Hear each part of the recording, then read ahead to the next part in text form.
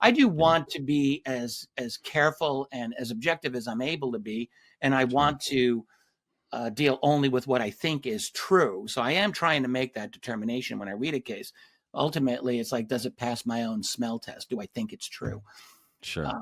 And if it doesn't, then I don't want it in. Like, and I believe me, a lot of the cases I looked at flunked that test. So I am trying to get the ones that I am confident in, but I can't say that I'm infallible either. Obviously, I can't say that. Of course. As far as the patterns, yeah, there are some really good ones. So I'll start with the most, the one that really grabbed my attention because it was just so surprising, which was the day versus night pattern. And so what Okay. I noticed, like, if UFOs or USOs were a strictly naturalistic phenomenon, you might think that it would occur equally in the daytime and as much as the nighttime. I mean, maybe there are naturalistic reasons why it wouldn't, but I don't know. I'm thinking the Earth is always 50% in daytime, 50% in nighttime, no matter what. And what I found in the cases up until around 1967, the late 60s, was that they did occur roughly equally between daytime and nighttime. Now, I have to say this is because between the cases that I selected, Sure. based on the only criterion, which was, do these feel like good cases to me? But among all of those, there's several hundred of them. It was a pretty big data set. It was 51% occurred in the daytime up until the late 60s. And then what I was not expecting, well, actually, even before I get to the change, during that early period up to the late 60s, there was a distinctive difference between military and non-military accounts.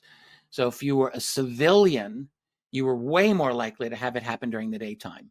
If you were military, you were definitely more likely to have it at night, even in that period. But then after 1967, I liken it to someone just flipping a switch, and 3/4 of them all were at night, and which they have been to this day. And whereas military cases since the late 60s have occurred almost 90% at night. It's overwhelming for the military Well, cases. And that was weird, and that was not something that I would have expected, and it's not something I would have noticed if I had not yeah, gotten down to that exactly. spreadsheet. I would not, even after Totally. having written them all out, I would not have noticed that Sure. pattern. So it was very odd, very unexpected, and it really got me thinking, like, why? I was just Well, going to ask that. Why? one thing that I would say is that the operators of these craft are able to distinguish between military and non-military, it seems, because there's a behavioral change there. And then you get the much more comprehensive switch to nighttime encounters, not exclusively, but a Sure. large percentage. A And majority. why? And all I'm doing is speculating here. I don't really know, but by the late 60s, there were a lot of, like, we humans were very much expanding our ability to see them in all different ways. We were putting satellites up in the atmosphere. We were Yeah. put in orbit, and we were developing other methods of being able to see them. And maybe, I don't know, a decision was made that it was a little more stealthy to do this at night, where all you would see would be either nothing or a bright light where you wouldn't be able to make out what this was. I wonder. It's only a speculation, but it does indicate a behavioral change. So that was something that I thought, wow. Along those lines, it's an interesting pattern when you look at something like electromagnetic interference. And that's one thing that I also tried to track in these cases. So the first EM interference case that I noted in my collection, these are USOs, not UFOs, Yeah. was in 1951. And so starting from 1951 going to today, just under 10% of all of those cases had EM interference. I think 9.5%, pretty high percent. Now, that percentage What do you changes. mean by electromagnetic Like interference? compass goes crazy, or your radio goes dead, or your weapon systems go offline, or your Okay. communications coming into the ship go offline, or in some cases, your ship's or your boat's engine dies. Like all of those have been reported. That's happened. Got it. So that's EM interference, right? Something like that. That's just like it's screwing with your equipment. Sure. That's almost 10% of all cases since the early 50s. However, if it's a military case, that goes to 20%. I think it's like 19%. So about instead of 1 out of 10, it's 1 out of 5. That's a significant difference. And then if in the few cases where someone reports missing time in connection to a USO, or they see what they believe is a being in connection to it, and there are some of those as well, small number. If it's one of those people were 4 times more likely than the average to experience electromagnetic or report electromagnetic interference. So they were like a 40% likelihood as opposed to the 10%. So I look at that and I'm like, I would not have thought about this.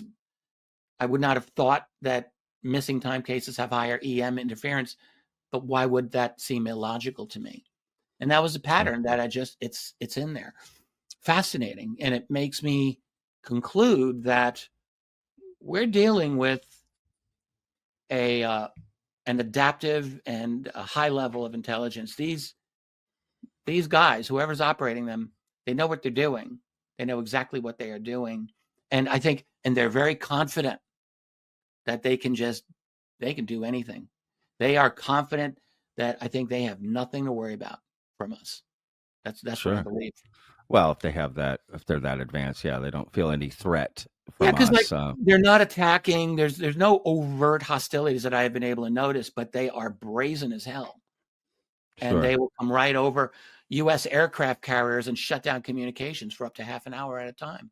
Like they can do that. That's a pretty, brazen thing to do. And yet I agree. It happens, and then they go off and do their thing. Do you think like that let's this is going to be such a weird example, but this is all I got in my head. Okay, right now. Okay. All of a sudden there's a string of murders over a summer, and the Son of Sam style, right? Just all these murders, something happening. But it comes down to it's one person committing all these crimes, right? And they can use all the evidence to point back to this one person. Do you think that there's one, species or that's responsible for all of these incursions over, however long it goes back? Or is there multiple? Is it how many different crafts do you think? Do you think each event is one singular craft, or do you think that craft was responsible for multiple sides? I mean, clearly this is hard to know, but I don't know. We're just spitballing here. No, that's an extremely on point question. It's an important question. So I went back through, I tried to find the earliest good USO cases I could find. I'm a huge fan of ancient UFO sighting collections. I've gone through all of them. I think all of that are published. I've read them all. And looking for good water-based cases. There's a couple of potential water-based cases that go way back, but actually not that many. Better aerial cases, not a lot of good water cases. Sure. The first good, totally reliable case that gives me confidence took place a little over 300 years ago in 1717. Wow. There's a couple of potential ones earlier. But this one's off the coast of Martinique, a French ship, middle of the night. They see something. The captain reported it. It's interesting. But from that point to today, there are, there's several basic types of shapes that are reported. Disc-shaped, cigar-shaped, spherical orb-shaped, glowing orbs, non-glowing orbs. Since the late 70s, particularly, triangles. Things like this. So the question is, are they all from the same source? And then you look at in terms of their behavior. Are there behavioral changes? Like I've tried to understand all of it. Sure. And I'll just give you my opinion, which is that we are dealing with more than one type of intelligence that's watching us. Yes, that's my opinion. It looks like that to me. It's what I tend to think. But I'm not one of these people that can say, oh, I know that there's X number of aliens that are here. I mean, you hear this, Sure. and I just wonder how do you know this? I'm working off of the data. I'm trying to make inferences, and I want to be careful. But it does look to me that we're probably dealing with a certain number of different types of intelligences that are here watching us. I've got all my own theories as to why I think that's the case, and they could be relevant or not.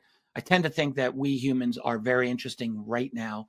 We have a certain level of technological scientific development that, it's only been a few generations that we were living in wooden huts, basically, not that long ago. And 100%. Yeah. snap of a finger, here we are now. Yeah. I'm having a digital virtual conversation with you from Yeah. however far away we are. Like, that's kind of Yeah. amazing.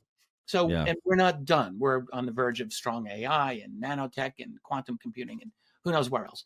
So I think we're interesting to anyone that's able to observe us.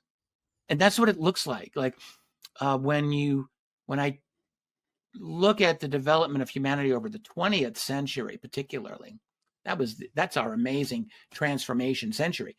In terms of the ocean, especially, like, we only just started to dip into the water with functional submarines at the beginning of the 20th century.